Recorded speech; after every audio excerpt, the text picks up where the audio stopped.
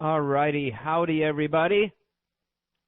Welcome to Fibonacci Fridays. I'm your host, Andrei Knight. Thank you so much for joining us today. I hope you've all been having an awesome week out there, earning some pips. And if not, if it's been a little bit less than expected, let me show you a technique we used quite successfully to bag over 400 pips in 2 trades. And we didn't just get lucky, you guys. We followed a systematic approach that is repeatable. That's the key. Next week we're going to make a few hundred more, markets willing. It's a repeatable, reliable technique. And it's simple to apply. That's the best part. If you can count to 4, I'm going to teach you how to do this. It does take practice, I won't lie to you. It's not like your trading will transform overnight, but you will have a much better idea of where price is coming from and where it's most likely headed to.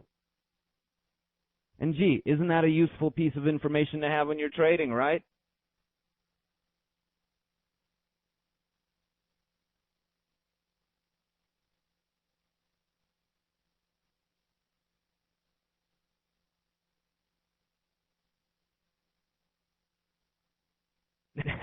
I'm sure most can, Boyke.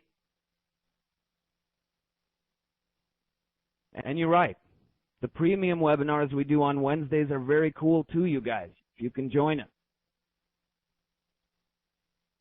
Because there we go into all of the finer nitty-gritty details of how we can confirm our Fibonacci signals and make our trading even more accurate. Exactly. Then say A, B, C, D.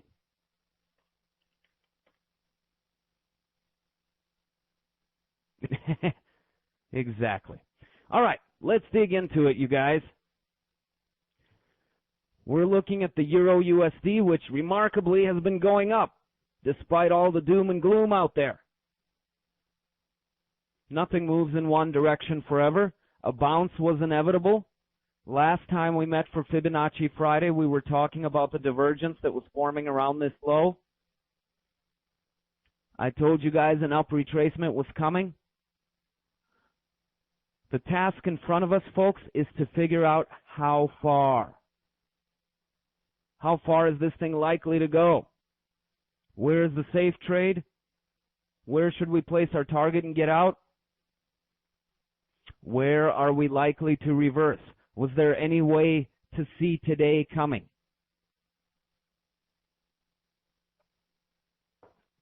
All of the above I'm going to share with you today. Okay, let's establish the basics of Fibs for those that haven't seen this before. Good enough? All right, you want to know how high this up move's going to go? You measure the prior up move, where this whole thing began. You're going to learn a lot of really cool patterns today, you guys. Okay, very simply, point A is the very bottom, where the up move began. As you might be suspecting, point B would then be the top. How far did we get before the first pullback down? Look, we're halfway done already. Told you it'd be simple. Okay, now there's an interesting pattern here. You guys see it? It's a head and shoulders, upside down. See this in here? In a head and shoulders, what you do is you draw a trend line across the bodies of the neck.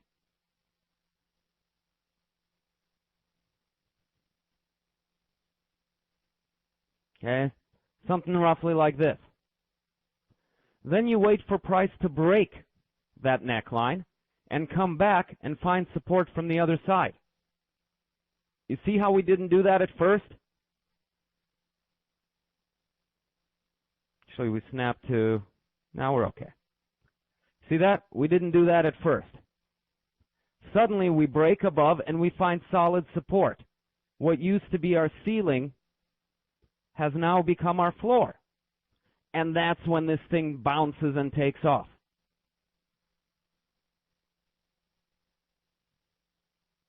Okay, with the head and shoulders, connect the neckline, and remember, bodies, be patient, wait till you find solid support from the other side. That's how you avoid this back and forth mishmash. A good way, by the way, to measure the top, here's a little trick whenever you see a head and shoulders pattern. Now draw a straight line where the second neckline is. Draw another straight line where the head is. Measure this distance and roughly double it. And you get an idea of how far you're going to go. Isn't that a cool trick? But only if you break the neckline and retest from the other side. That's what activates the head and shoulders pattern. But what about being more precise than just measuring and doubling and eyeballing it? Right? Because after all, we're traders. We need precision to make our decisions. That's where Fibs come in, you guys. And with Fibs, notice I put my point A and my point B at the wicks this time, not the bodies. Bodies for trend lines.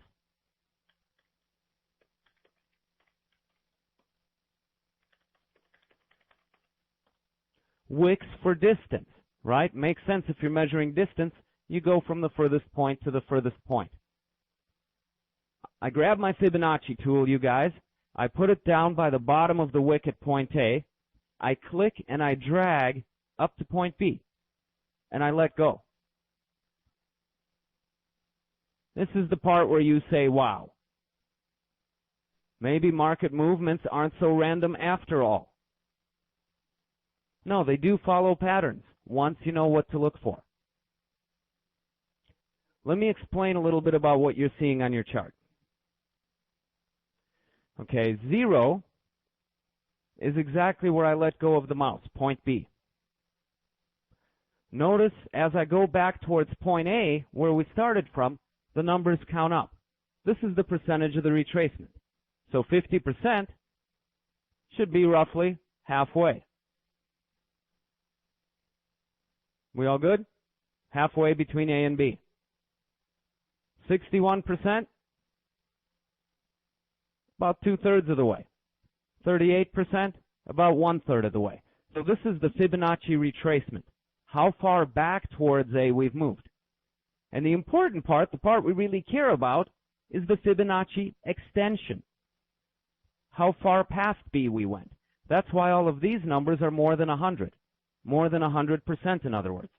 An extension. A lot of people will look at my fibs and they call them custom fibs because they haven't seen them before. They're actually pretty standard Fibonacci numbers, most of them. We discovered a couple in between numbers as we worked with this over the years. But most of them are pretty standard numbers. The only reason my fib might look different from others that you may have seen in the past is I'm plotting the retracement and the extension with one tool. Just a little bit of mathematical trickery. Get 2 clicks for the price of 1. And I just posted a link, you guys. There you will find a discussion and a PDF document. I recommend taking a look at both. That'll show you step by step how to make this modification. Normally it's 2 separate tools, retracements and extensions, but why not plot them both with 1 mouse click? Okay, it'll show you step by step with screenshots how to do this in MetaTrader. If you're not using MetaTrader, you'll have to figure out how to get to the Fibonacci properties section of your trading platform on your own, but once you do, the numbers will still be valid for the settings. Okay, so we've got points A and B. Let's move on. Point C is how far back towards A you came.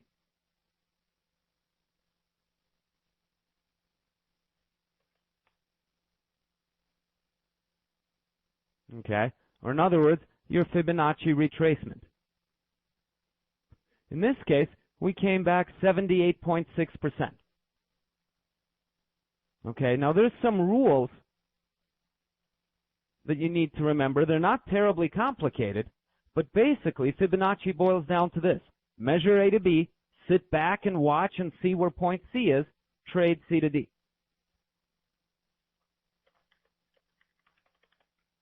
And statistics tell us some moves are much more common than others. For example, if your retracement goes to 38, your extension will go to 138. If your extension goes to 50, or retracement, pardon me, your extension will go to 161.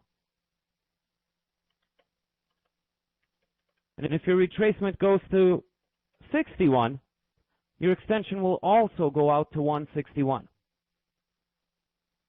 Those are the three most common ones, you guys. And the three I would like you to start out trading. You'll see them the most often. They have the greatest degree of success. Okay? So what do we do at 78 and some of these others?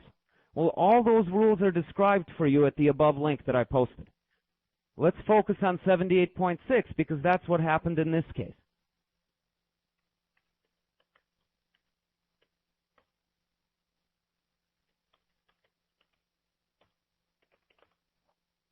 It is flying, and it's not surprising, Andy. I even have an idea where it might stop. It'll either be this prior high. I'm going to make a prediction for today's close. First target, prior high going by the body, 25.62. If we go beyond that and find some support, secondary target. Our fib is at 26.04, but I always set my targets a little bit shy. Okay, just like here. It's called a safety margin. And particularly with a round number at 2,600, let's make it 25.98 to be safe. And as far as a floor, if we drop down, 25.21. That's the purpose of fibs. They set up these levels for me. And then you zoom in, I add a couple moving averages and pivot points, I can fine-tune that even further. But this is already a lot to work with. This is either our floor or our ceiling. If it's our ceiling, then this is our floor. If we break above this and retest it from above and this becomes our floor, then this is our new ceiling. Pretty straightforward. So going back to the rule that I told you about, 78 retracement, you see what happens, you guys, normally the deeper the retracement, the further the extension. Think of using like a slingshot or a catapult, right? The further you pull it back, the further it's going to throw. But at 78.6, something magic starts to happen. Fear starts to overpower greed, and traders become more cautious because now the retracement's gone pretty deep. So we become more cautious on 78.6. From 78, we do it as two separate trades. First, we trade from 78 up to 0. Okay, it went up a little bit higher, but I trade with what I know. Again, what I can rely on and what is repeatable.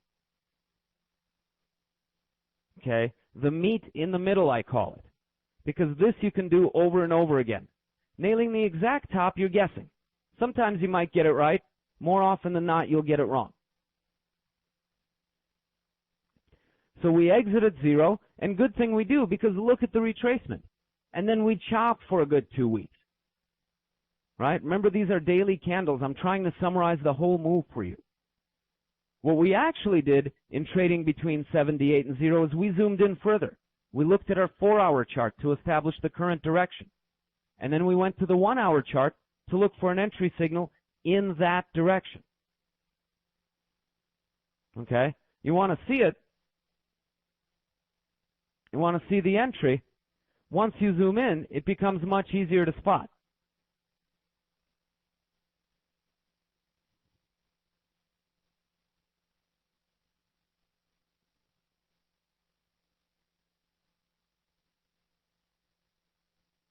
Okay?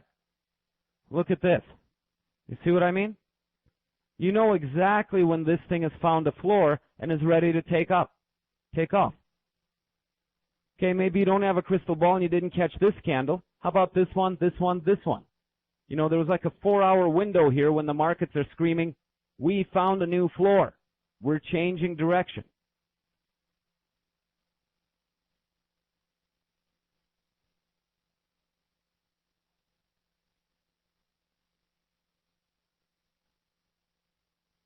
Okay? And then you exit at 0. Your second trade comes however long it takes, if it happens. It doesn't always happen. But you wait until the markets get back above 0 and establish it as support. You guys noticing a pattern? Anytime we break a level, we retest it as support.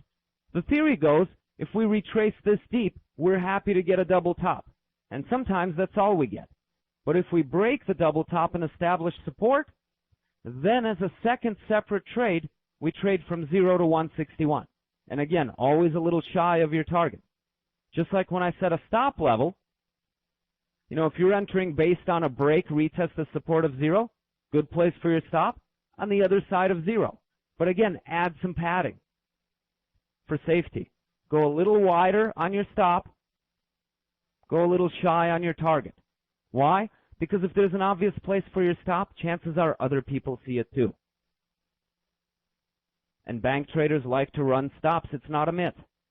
So don't put your stops and targets at obvious places. Once you figure out a line that should not be crossed, and if it does, you want to get out of your trade and reevaluate. Once you draw your line in the sand and figure out which line shouldn't be crossed, put your stop on the other side with some padding. Exactly. Protect your money, gold. Okay, for me, it's not a matter of distance, because distance varies by time frame and by circumstance. For me, it's about which line should we not cross. If the basis for your trade is breaking above the prior top and then establishing it as support, then that's the line you don't want price to cross. And if it does, it doesn't mean you're a terrible person. Stop taking stop losses as a bad thing. It merely means you get out of your trade, you look for the next opportunity, you reevaluate. I might, Todd, on any given day, I might have a fib and pivot points up on my chart. What I usually look for are snaps. Price and snaps can be either bodies or wicks. Okay, here it's bodies, here it's a wick. But I look for some confirmation that these levels are important to other market participants. You know what I mean? That I'm getting either body closes or wick reversals at them. If I see this on a fib, then I know my fib is valid. If I don't see this on a fib, I might redraw my fib. Maybe I'll move my B over here or over here. Try a different top, for example. It's easy to do in MetaTrader, by the way. This red dotted line reminds you of how you drew your fib. Simply double click on it and you get these little white boxes at each end. Then click this box and drag it to wherever you want it. It's very easy to adjust your fib and try a couple different levels. But when I see the snaps, body or wick, I know I'm good. And on some days, Todd, I might notice that price, particularly on the hourly chart, is snapping better to the pivots than the fibs. Then I'll trade from pivot to pivot that day. Sometimes price ignores the pivots, but it snaps really well to the fib level.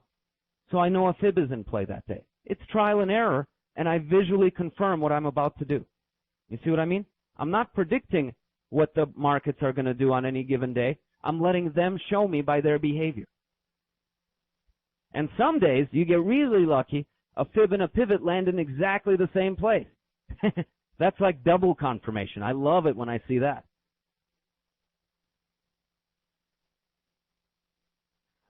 GY, great question. I draw it where I see it. Okay? Sometimes I might draw it on a weekly chart, sometimes a daily chart, sometimes a 4-hour chart. It's wherever I see the zigzag the cleanest. I might zoom in on a 4-hour chart and not see point A, not see where the trend began. You know, I zoom out till I can see the elbows clearly. Okay? And then I draw the fib. The thing is, fibs are time frame independent. Here's that same fib on an hourly chart. You see? The same levels still hold. That's what I love about Fibs. And if you draw a different one on a different time frame, just check the snaps. As long as you have snaps, your fib will work for you. You might have a different level here. You know, the wider out you zoom out, the shallower the retracement. But then the shallower the extension will be. You might have a different number here, but your spaces are going to be wider apart. The important thing is both fibs will line up approximately at the same price level.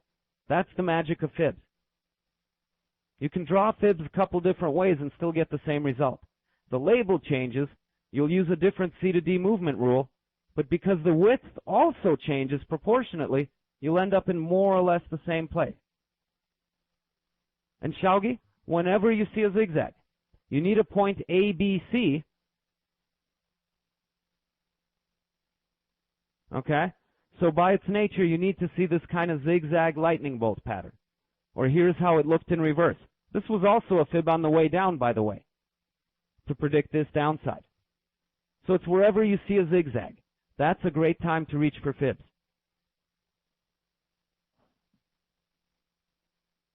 And we've got two targets, as I mentioned, on a 78 retracement. Right? In this case, we've got a D1 and a D2. There's two Ds. D1, D2. And remember when I said 400 pips in two trades? Here they are. 239, 238 on this one.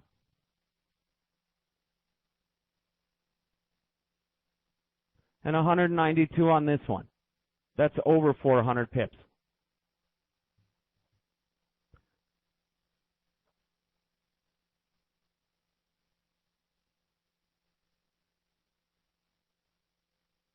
How long does it take me to know I'm in the wrong direction?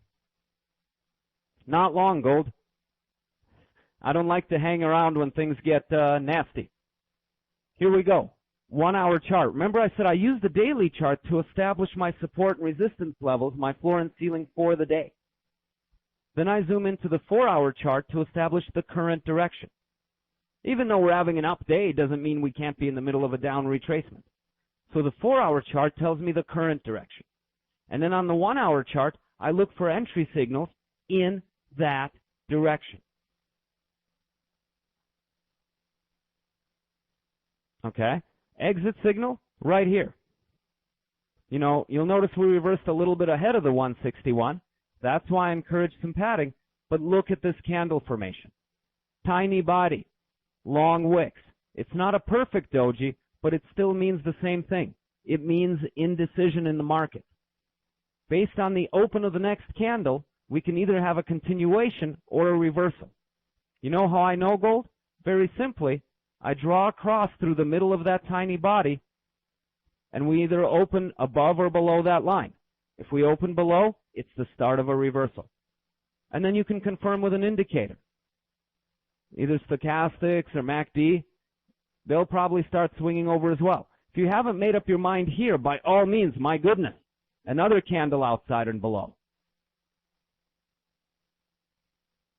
Okay? Definitely take the clue and get out here. It may not be the absolute top, but consider where you got in, Gold. Down here. You know, you're still earning 180 plus pips. That's pretty good. You can take that to the bank and be happy with it. And you can see, even now, several hours later, we're still snapping to these fib levels.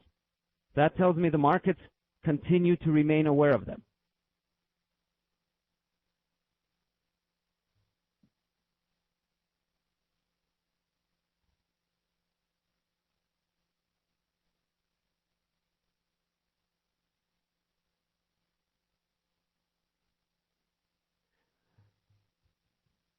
Amit, at this point, be extra careful. We are nearing the end of the day on a Friday. This is usually where trends wind up rather than begin new ones. Okay? You'll notice we had a bounce over here.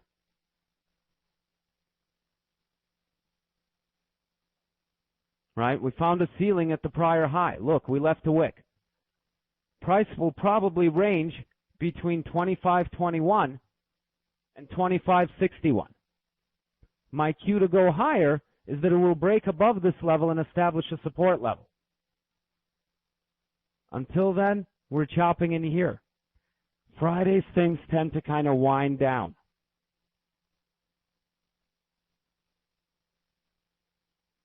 Goike, I like that. When the sun rises. Yeah. Before looking for any intraday trades, that's good advice, actually. Establish your key support and resistance levels for the day. It can be using a fib. It can be simply looking at prior highs, prior lows. And in this case, Xiaogi, yeah, it was 161 after. Here, let me back this up a little bit. Remember, that was the second part of the trade. After we broke above zero and apparently found some support above it. Okay, we didn't come all the way to touch zero, but that's okay. Our job is to answer, is zero floor or ceiling? It's quite obviously behaving as a floor here. So that's how we knew to get into the second trade. Again, confirm it with indicator. Confirm it with 4-hour direction. Should be bullish. On a 78 retracement, our rule is we trade up to zero and then from above zero to 161. On a 50 or 61 retracement, like I posted above, we go straight to 161.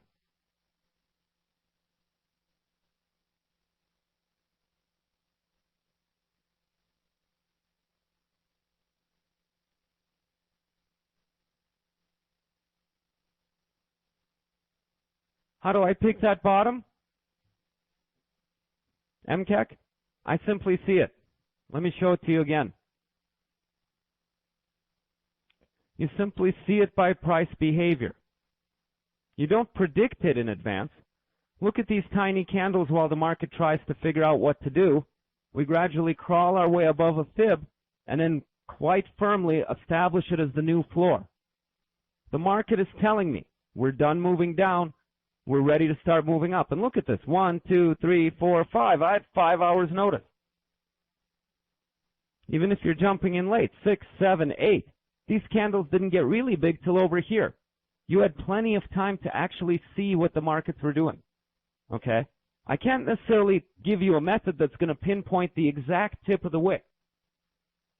That requires a crystal ball. But you don't need one. The good news is you don't need one to make consistent profit. Forget the little bit at the end. Forget the little at the top. Go for the meat in the middle. The 80 to 85% in the middle of a move is A, the most profitable and biggest part, and B, the most repeatable part. Right? None of this is any good if you're just getting lucky. We got to be able to repeat it consistently, trade after trade after trade.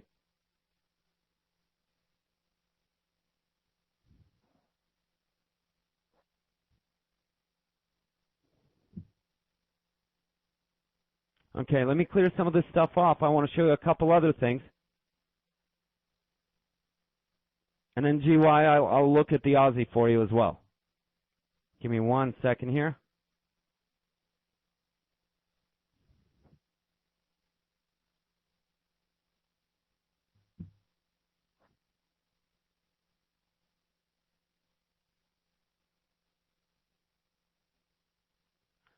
Now the fib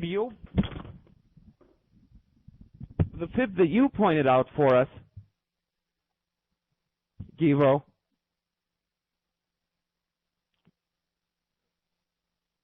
I think I see the one you're talking about. You're talking about taking this all in one foul swoop. Okay, but then you're finding support at 38, and you trade to 138. You see? And that's exactly what I was talking about. As long as you have snaps on the in-between levels, which you do,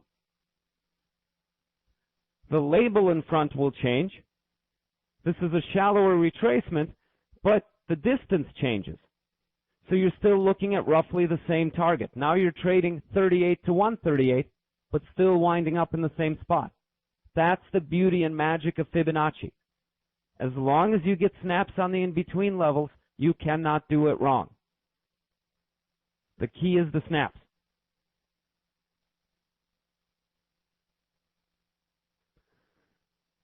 Well, gold, yeah. Dojis mean indecision. It can either be continuation or reversal depending on the open of the next candle. Do the manipulators know exactly what they're doing? Yes.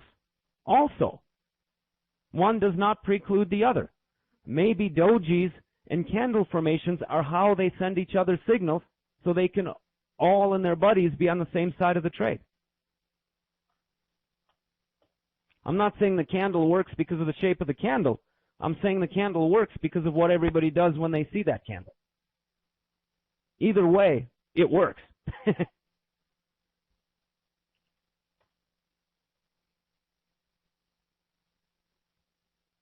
You can try it a few different ways, Talon. Go by whichever one gives you the best snaps visually. There's one more thing I want to show on the euro before we turn our attention to the Aussie, you guys. You've probably heard of Elliot waves, right? Elliot waves in a nutshell are that up moves tend to happen in 3 waves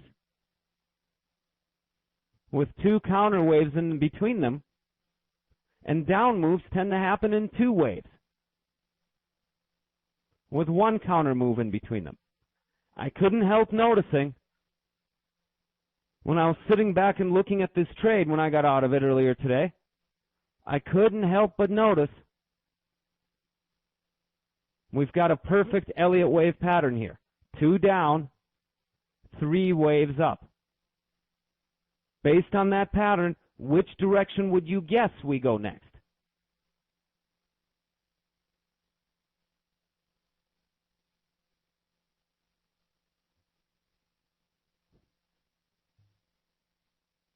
Yeah, exactly.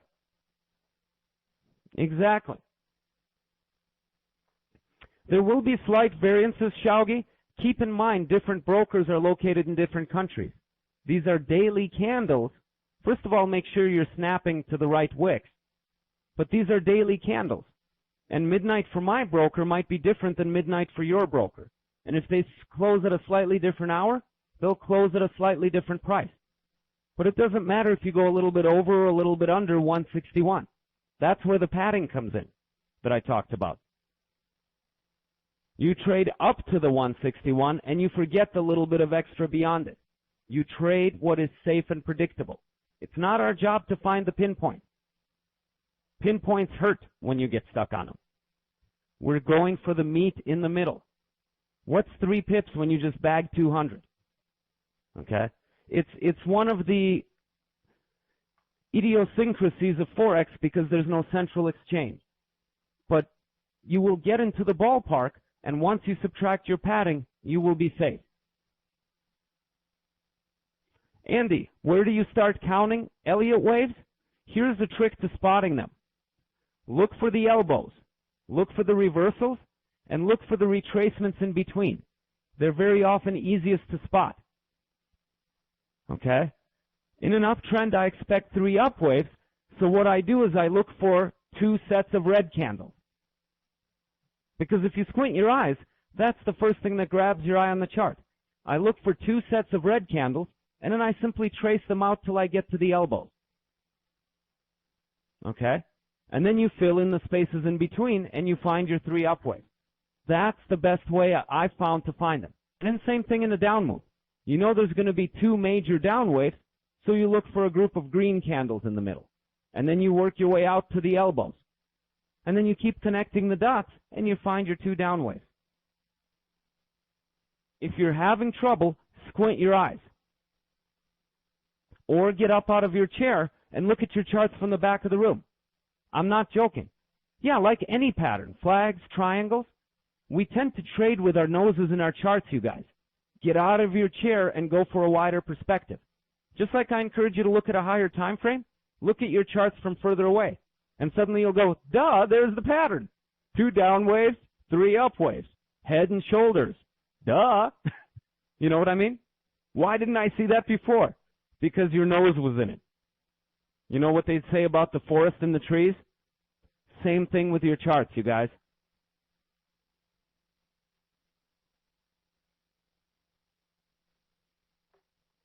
Solman, I would agree with that statement as the reason why they often move in the opposite direction during noon. But that's not the only thing that ever moves the markets.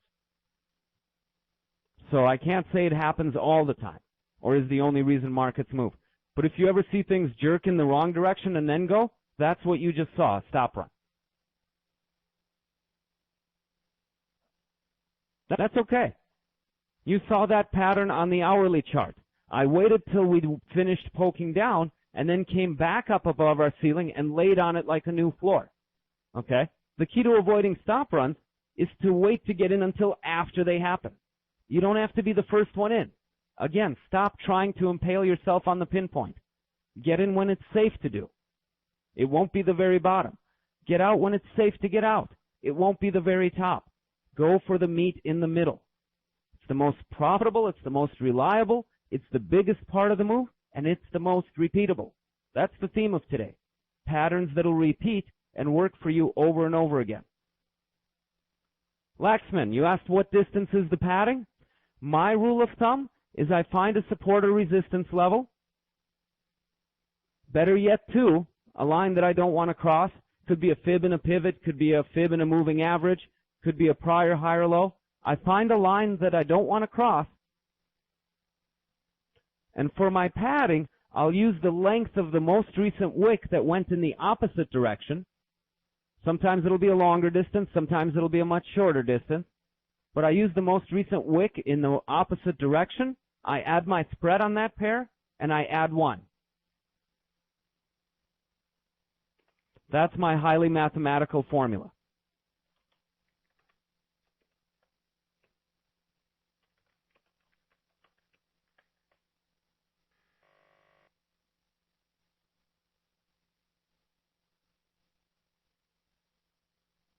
Okay. Very technical. Okay. Let's apply this to another pair. Okay, we've had a request for the Aussie dollar. Let me show you guys that.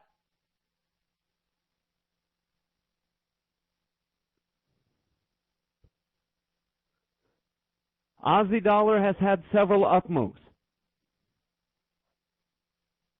Okay. If I want to predict this one, I go to the most recent one before it. Draw my fib from the bottom of the wick to the top of the wick. This was another 78. Okay? So first we trade to zero and then get out. It's going higher, I'm going to miss it. No, don't make a beginner mistake. Wait for us to come back down. We will, eventually, and test zero as support. And then you get in. Look at this candle. This is called a shooting star. Long wick on top, tiny body, shooting star. Here again, we open above the cross, above the body. And all of this is happening above our 0% support level. So now get back in, trade up to the 161. And remember, you don't always split it into two trades, only on a 78 retracement. This one didn't make it to target. Maybe a new piece of news came out or something. But we had clear warning.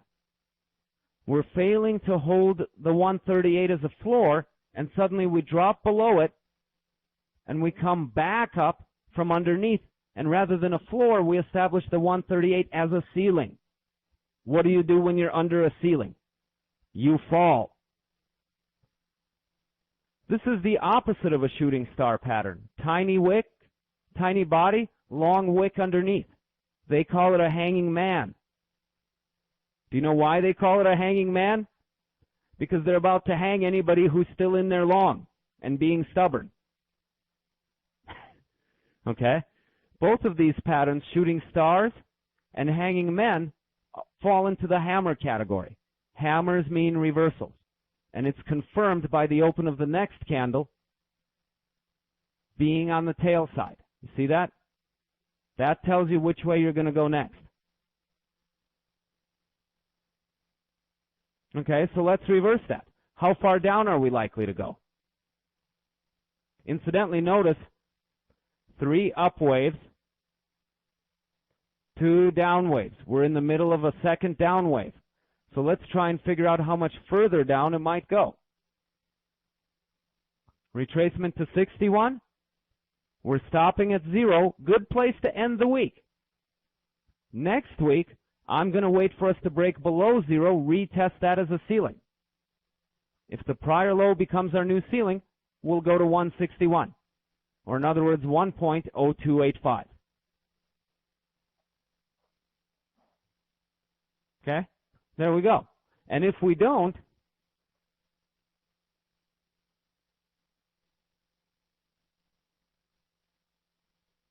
okay, like somebody said, Aussie dollars in a range. Well, great. I know where the top of the range is likely to be, thanks to my Fibs, 0511, and I know where the bottom of my range is likely to be, 0410. So I'm done trading for the week. Okay, I've closed my long-term positions. I'm teaching this webinar, and then I'm teaching my pro group, and then I'm ready to start my weekend. I don't start new trades at the end of the day on Friday. My next plan of action on the Aussie dollar is going to be depending on whether 0410 is my floor or my ceiling come Sunday night. Just because it's the end of the day, Shaugi. On this one, normally I wouldn't have to. 61 typically goes straight to 161. But because it's 0, because it's a prior low, and because it's Friday afternoon, I don't like to hold positions over the weekend. Not in Forex. I might in stocks or commodities. But in Forex, particularly lately with all the Euro crisis and Japan and everything else going on, you know, news comes out during the weekend, so the value changes. But your broker isn't open, so come Sunday night, you get a big gap. I'd rather wait till I see the chart Sunday night, see the gap and see how price behaves with it, or see whether this level is floor or ceiling, and then I'll make my next move. You know what I mean? That's the only reason. Normally I wouldn't. 61 goes straight to 161. You don't have to be cautious and split it into two trades like a 76 or 78 retracement. Pardon. Okay? But it's just because it's Friday afternoon, because we're stopping here, and because it's a prior low. Here again, it's the market's behavior that's telling me. If we were down here, I'd hold on to it. But the fact that we came back up and now we're kind of juggling back and forth, I'm going, okay, I get the hint. You know what I mean? Never fight the markets.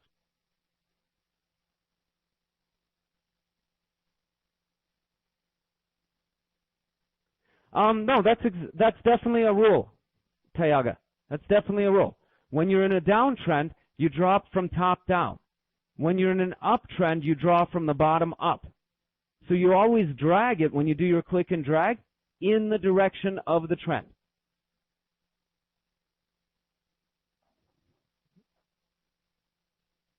Okay, so yeah, your intuition is serving you right. Alrighty, you guys. And that's Fibs and how to use them to figure out where the reversals are going to happen and what you should do next. And by the way, the Elliot wave count, 3 waves up, 2 waves down, can sometimes give you a clue which direction to draw your Fibs. There's only so much I can cram into a 45-minute class, you guys, and they've already been gracious with their time here at FX Street and let me run 10 minutes over. Let me tell you how to get in touch if you want to take your education further. There's lots more we can add to this to make the signals even more precise. Okay? Here's my Twitter, my Facebook, my YouTube. I've got some helpful videos up there that you can watch. I encourage you to follow me through the trading week. If you want to learn the whole system, not just the Fibs, but every indicator I use and how I use it in trending, ranging, and reversing counter-trend situations, if you want a good dose of money management and trading psychology and risk-reward ratios and why probability works and all that stuff all the other trading systems leave out, I encourage you to attend my workshop. It's an online recorded workshop. You can watch it at your convenience. Okay, here's the link. And we also have a live daily coaching program. We've won several awards for the work we do. We literally meet twice each trading day at the beginning and end of the session. We set up our trades in the morning. We follow up and see how they worked out or why they didn't at the end of the day. And then we set up the following day. And we do that every single day. 2 hours of coaching, live coaching every single day. You'll find that at the second link, you guys. it costs less than one losing trade for 1 month over 60 hours of coaching. Okay, so I hope you'll consider one or the other, you guys, not because I want to sell you something, but because I want to see your trading improve. And there's lots of traders that came before you. We know either of these programs will definitely help your trading improve.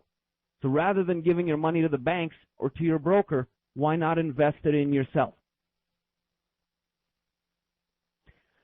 We meet 7 GMT and 7 a.m. and 5 p.m. GMT every day, Givo. Usually what we try to do, not everybody can make both. It depends where in the world you live. Usually one or the other will be convenient for folks. And we also record every single session. So if you can't be there live, you can always watch the recording. Alrighty, you guys, thank you very much. I'm going to copy and paste these links into the chat window so you have them after I close the screen. I wish you all a wonderful, wonderful week, and may next week be even more profitable for you. Till next time, everybody, thank you so much for coming.